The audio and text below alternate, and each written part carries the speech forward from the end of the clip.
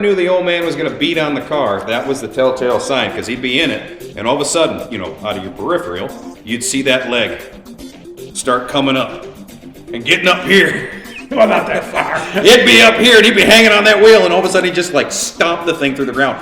Wham! And then all of a sudden, it was like, yep, we're going to go for a ride. Because you kind of take it out. You see that knee kind of come back like he's getting ready to do a front kick. And all of a sudden, it's about even with his shoulder like he's giving birth. And then, wah, bah, and then let her have it. So it was always like, oh, the old man's going to get on it. So. All right, it's time to kick back, relax, and let's talk about drag racing and muscle cars.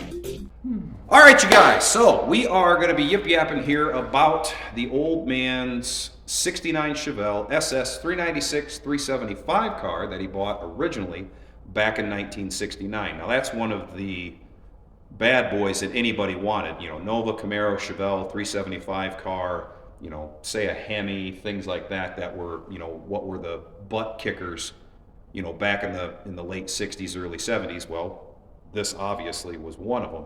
So you'll be able to see some of the pictures and some of that stuff, and we're just going to go into a little bit of a stories of how he ended up buying it, and maybe some street races, taking it down the track, you know, how things kind of go. So it was just one of those things. So ended up going to Berger Chevrolet, and it was after you ended up test driving. Somebody came by and wanted to trade for the Corvette, and it was a 375 car, so you ended up test driving for that. And then it was just kind of that planted the seed where it was like, okay, I want a 375 car after I sell the Vet. So at that point, you went to Berger. Two of my cousins worked at Berger, and my uncle, who my dad's business partner, had bought a new Corvette every year from 65, 6, 7, 8. This 68 was an L88 car, and finished off in 70 with a 350 car. So because of that, I was able to get a small discount on the car because my uncle bought his cars from Dale Berger, not one of the salesmen. So I knew what I wanted. I either wanted a yellow one or I wanted blue. And so my girlfriend at the time and I went out there, and Berger had rows of Chevelles, rows of Z28s, and rows of Copo cars. Copos, yeah.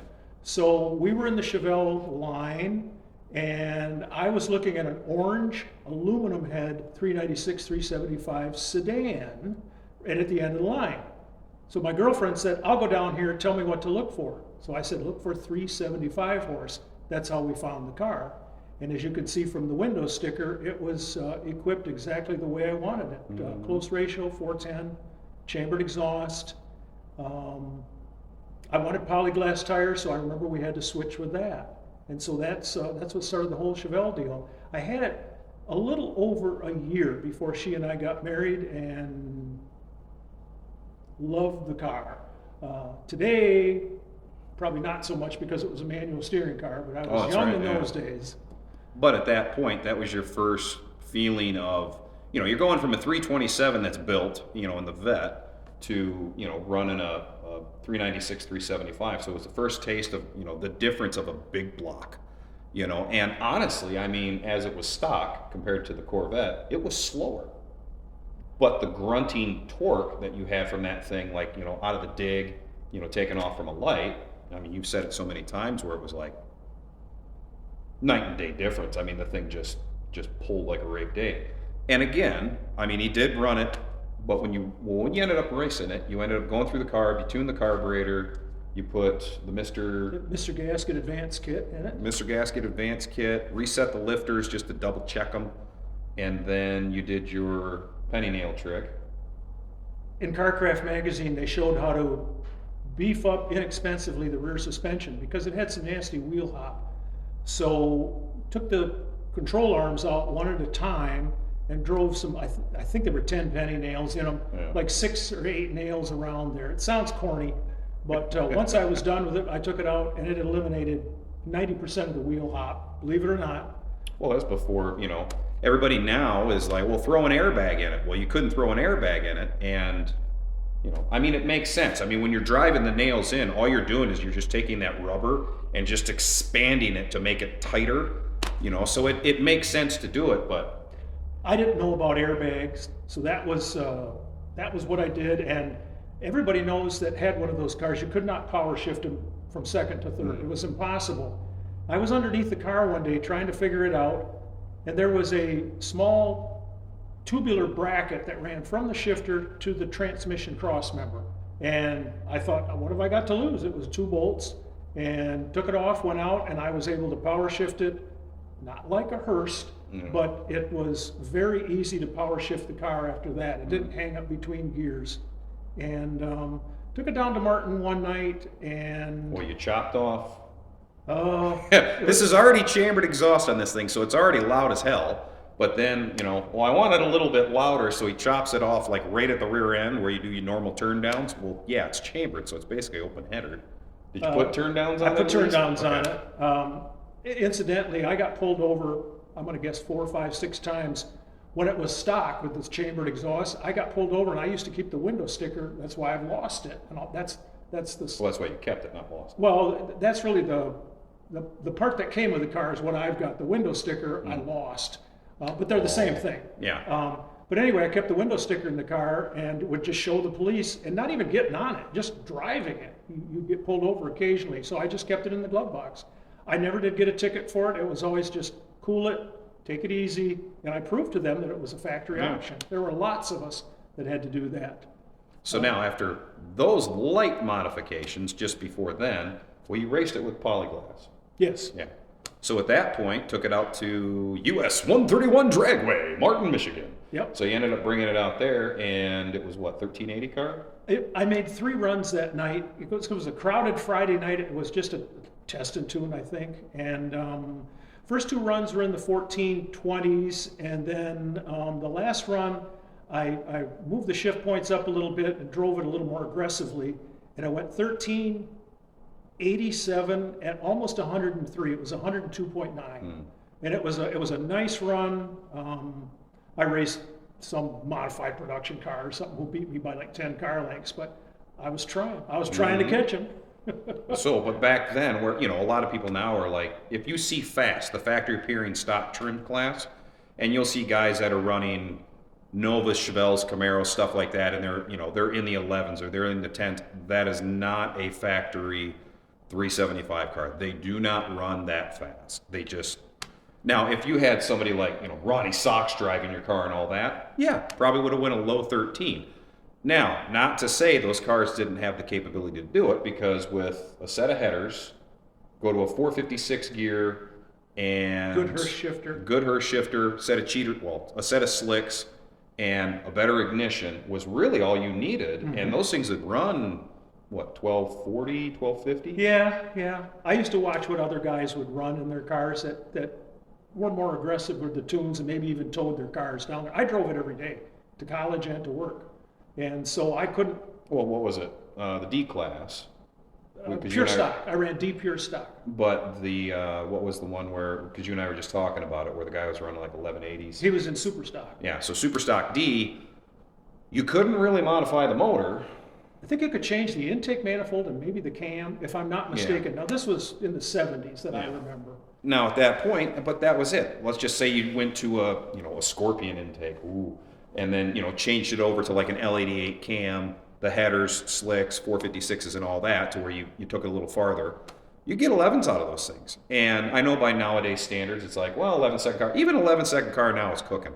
I mean, I'll compare that to, any of your brand new Mustang GTs. No new Camaro is going to do that, unless it's like a ZL1 or something like that. But it's still cooking. I mean, that's faster than any SRT 392, a Hellcat, spinning will do, 11.7s, 11.8s. But, you guys got to remember, this is back in the 60s and the 70s.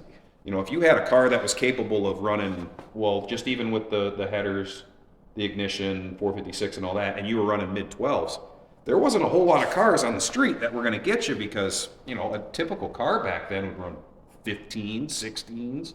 If I remember correctly, there was a guy in town that had the quickest car that I remember, and I didn't attend every late night street race, none of that stuff.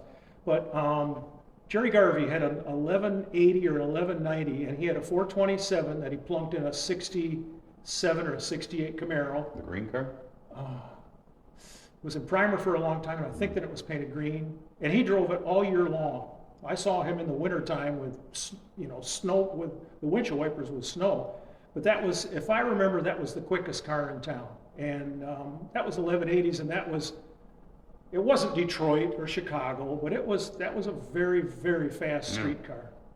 Yeah. So at that point, it was something fun to have. You said you had it for A year. what, about a year, Yeah. and then you drove through one winter. Yeah, with snow tires. I lived at home with my folks. My dad wouldn't let me have a second car, so. So at that point, it was like, and then, well, back then in the day, you could run, spikes or whatever for your Studded snow tires? what was it? 7,000 RPM Ralph or whatever? Raj, 7,000 RPM Raj. We were out at Grand Valley College. My brother-in-law and I were out there. We had matching Chevelles. And Raj had a blue 375 Chevelle, and he pulled up to us, was talking to us in a kind of a snowy, icy parking lot at Grand Valley College.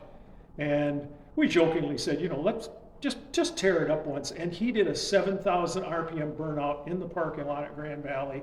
And trenched it. And trenched it, and it was smoking when he left. It was like 50 feet or something, but I wouldn't do something like that. But he was, he played it a little more loose than I did. Let's put it that way. Yeah. I babied my car. There's a reason why there's no longer studded snow tires anymore. Yeah. And you had the race against the Hemi, and that guy threw a big old bitch fit where he was swearing to God that, you put a 427, 4¼ horse short block in the thing.